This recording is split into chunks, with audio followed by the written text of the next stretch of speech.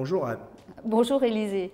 Merci d'être là. Est-ce que tu pourrais te présenter en quelques mots? Donc je suis chez Prodware depuis 16 ans. J'ai été jusqu'à quelques mois chef de projet et depuis octobre, j'ai intégré l'équipe des responsables opérationnels de compte.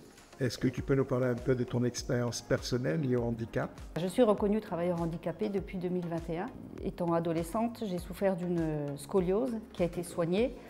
Mais ça a permis de corriger l'évolution, mais pas complètement, ce qui fait que c'est sans doute à cause de ça que j'ai des problèmes de discopathie au lombaire et au cervical. C'est-à-dire que tu as mal quand tu es debout trop longtemps? Les positions assises prolongées, que ce soit en voiture ou au bureau, font qu'au bout d'un certain temps, ça coince. Et donc là, ça impliquait souvent des arrêts de travail, des séances à répétition chez le kiné, et ce qui était plutôt pénalisant, c'était quand on se retrouve à bloquer un matin, et donc là, on ne peut pas. Alors comment s'est déroulée justement cette prise de conscience de ce handicap, cette reconnaissance de statut? Donc c'est la médecine du travail qui m'a parlé de la possibilité de me faire reconnaître travailleur handicapé, parce que je ne l'envisageais même pas.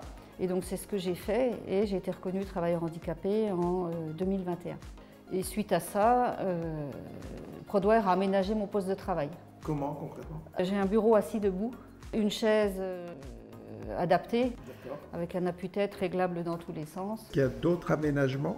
Moi, j'ai demandé à passer à temps partiel, pouvoir caler tous les rendez-vous au maximum le jour où je ne travaille pas, plutôt que de courir et d'être toujours pressée. Est-ce que tu aurais un message à ajouter auprès des gens qui nous écoutent, des collaborateurs qui, peut-être, comme tu l'as été, ne soupçonnent pas qu'ils puissent être en situation de handicap? Mais il y a deux choses. C'est que la première chose, c'est qu'on peut toujours demander. Oui. Et après, de toute façon, c'est un dossier à remplir, ça passe en commission. Et après, on est reconnu ou pas. Mais ce qu'il faut savoir, c'est que même si on a un léger handicap, on peut être reconnu et ce n'est pas négatif vis-à-vis de l'entreprise. Donc le handicap n'est pas un handicap non, au travail? Parce qu'en fait, quand j'ai parlé de ma démarche à mon entourage, certains ont eu des réflexions disant « Ah, mais ça va te porter préjudice à ton travail, t'as pas peur ?» Ben non, c'est pas le cas, en fait.